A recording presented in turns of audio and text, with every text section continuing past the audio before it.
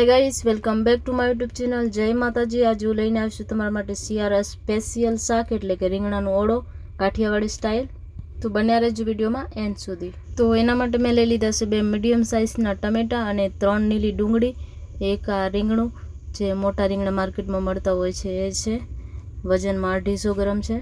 તો ટમેટા અને ડુંગળી સારી રીતે વોશ કરીને મેં કટ કરી લીધા છે અને રીંગણા ઉપર આપણે તેલ લગાડી અને ગેસ ઉપર શેકી લેશું.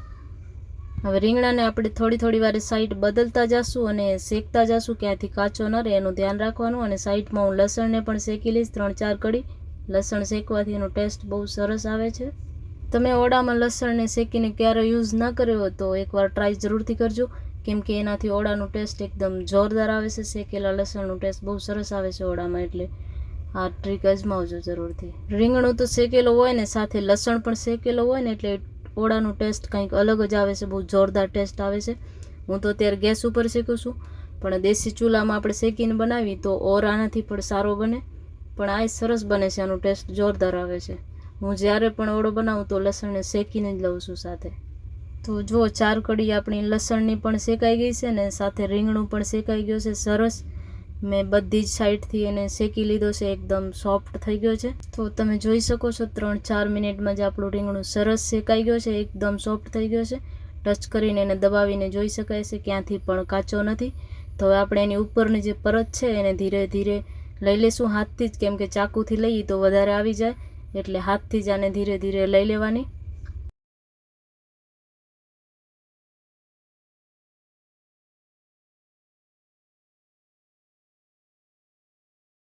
તો જોઈ શકો છો રીંગણાને મેં સરસ એકદમ સાફ કરી લીધો છે. હવે એને ચાકુથી પહેલાં જ આપણે વચ્ચેથી કટ કરી અને એકવાર ચેક કરી લેવાનું છે, કેમ કે આમાં કંઈ ખરાબી ન હોય. આમ તો આ મોટા રીંગણામાં કંઈ ખરાબી નથી આવતી, ક્યારે નથી આવી જ્યાં સુધી હું ઘણીવાર બનાવું છું, પણ એકવાર ચેક કરી લેવાનું વચ્ચેથી ખોલીને કંઈ ખરાબી નથી એવું, કેમ કે કીડા ને ઈયળું ને આવું બધું હોય રીંગણામાં, એટલે નાના રીંગણામાં વધારે પડતા હોય છે, આ મોટા રીંગણામાં તો નથી આવતા.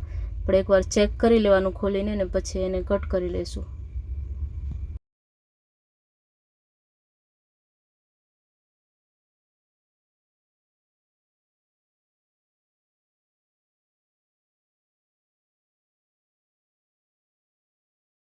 તો જો મેં કટ કરી લીધો છે ને, આને આપણે મેસર જે આવે ને પાઉંભાજીનું, એનાથી હું અત્યારે મેશ કરી લઈશ. તમારી પાસે મેસર ન હોય તો કોઈ પણ તમે વાસણથી કરી શકો છો, ગ્લાસથી કે આમ દબાવીને, તો સરસ કરસ થઈ જાય છે. સોફ્ટ જ હોય એટલે વધારે ટાઈમ ન લાગે. અને આ બાજુ જે શેકેલો લસણ છે એને હું આમાં પીસીસ નહીં, એને કટ કરીને નાખવાનું છે. અને એક અદરકનો ટુકડો, 2-4 કડી કાચી લસણની ને 1 લીલો મરચો, એને આપણે પીસીને એની પેસ્ટ બનાવી લઈશું 1 ચમચી જેટલી. અને શેકેલા લસણને આપણે અલગ જ નાખવાનું છે, એને સાઈડમાં રાખી દઈશું ને આમાં થોડો મીઠો નાખી દઈશું એટલે જલ્દી પીસાઈ જાય. તો હવે આપણે શેકેલા લસણને પણ કટ કરી લઈશું, એકદમ બારીક ઝીણું કટ કરી લઈશું. એને કટ કરીને જ નાખવાથી જ એનો ટેસ્ટ સારો આવે, એટલે એને પીસવાનું નહીં, એને કટ કરીને જ નાખી દેવાનું. જ્યારે આપણે ડુંગળી નાખીને ત્યારે એનો સરસ ટેસ્ટ આવે છે, ખાવામાં આવે ને તો બહુ મજા આવે. શેકેલો હોય એટલે એનું ટેસ્ટ કંઈક અલગ જ આવે છે. લસણની ક્વોન્ટિટી રીંગણાના ઓળામાં સારી એવી જોઈએ. 3-4 કડી મેં લસણ આવી રીતના શેકીને લીધો, 2-3 કડી આદુ સાથે પીસીને લીધો. તો આ વાતનું ધ્યાન રાખવાનું. અને હવે આપણે કડાઈમાં તેલ લઈ લઈશું. મેં અત્યારે 2 ચમચા ને થોડોક ઉપરથી એટલો તેલ લઈશું. મારે 1 રીંગણું છે એટલે તમારે વધારે ક્વોન્ટિટી હોય તો એ માપથી લઈ લેવાનું. આપણે નોર્મલ ભાજી કરતાં થોડોક તેલ આમાં વધારે જોઈએ. હવે આપણે જીરો અને હિંગ અને મીઠા લીમડાના પાનથી વઘાર કરશું. રાઈનો યુઝ આમાં નથી કરવાનો. હવે આ હિંગ, જીરા અને મીઠા લીમડાના પાનનું સરસ વઘાર આવી જાય, તેલ આવી જાય એટલે એમાં આપણે ડુંગળી ઉમેરી દઈશું અને એને સારી રીતે સાંતળી લઈશું થોડીવાર તેલમાં.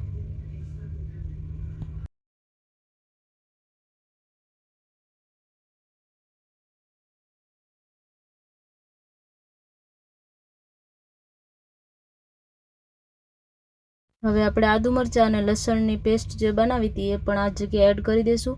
એને પણ ડુંગળી સાથે જ સાંતળી લઈશું, કેમ કે ડુંગળી અને આદુ મરચાંની કચાશ ન રહે એટલા માટે એને પહેલાં આપણે સાંતળી લઈશું.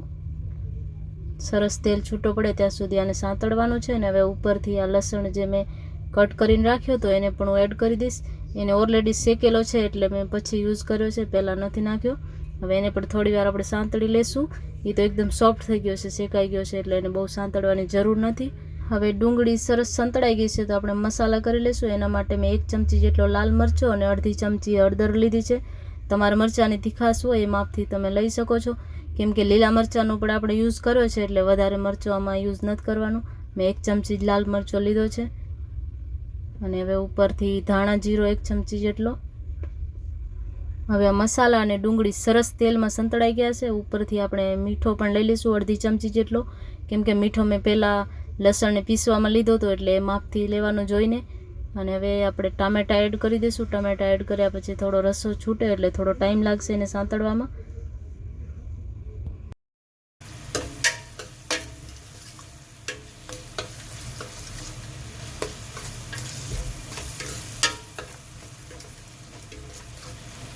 હવે ટમેટા ડુંગળી મસાલા સરસ તેલમાં સંતળાઈ ગયા છે. તેલ છૂટો પડે છે સાઈડથી અને વઘાર સરસ આવી ગયો છે.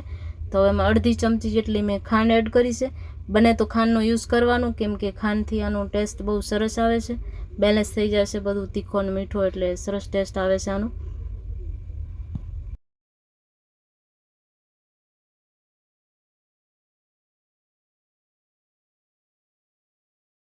હા, રીંગણાનો ઓળો છે ને શિયાળામાં ખાવાની કંઈક મજા અલગ જ હોય છે. એટલે મજા આવે બાજરીના રોટલા સાથે, મકાઈના રોટલા સાથે ખાવાની. ઘઉંની રોટલી સાથે પણ ખાઈ શકાય, પણ વધારે સારો બાજરીના રોટલા સાથે લાગે અને મકાઈના રોટલા સાથે. હવે આપણે જે રીંગણાને મેશ કરીને રાખ્યો તો એને પણ એડ કરી દઈશું.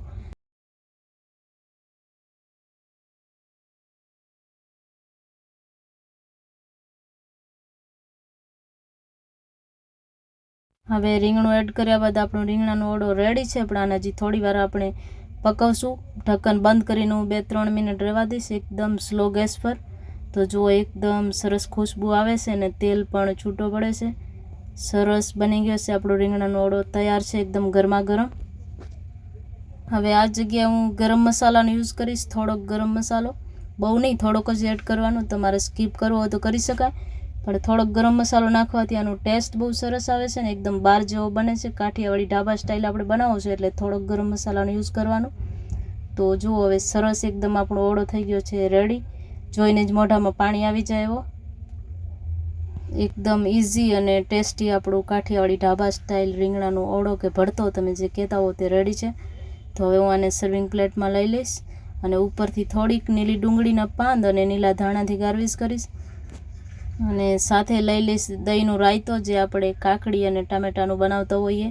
સરસ લાગે છે રીંગણાના ઓળા સાથે દહીંનો રાયતો. અને સાથે કાકડી અને ટામેટાની કચુંબર અને ફૂલકાવાળી સરસ મજાનો બાજરીનો રોટલો. તો તૈયાર છે આપણી કાઠિયાવાડી ઢાબા સ્ટાઇલ એકદમ થાળી. તમને કેવી લાગી મને કોમેન્ટમાં કહેજો. અને આ રીંગણાનો ઓળો તમારા ઘરે જરૂરથી બનાવજો. મારો વિડીયો તમને સારો લાગ્યો હોય તો લાઇક કરજો, મારી ચેનલને સબસ્ક્રાઈબ કરજો, બને એટલો આ વિડીયોને શેર કરજો. ફરી મળીશું એક નવા વિડીયો સાથે. ત્યાં સુધી જય દ્વારકાધીશ. આવજો.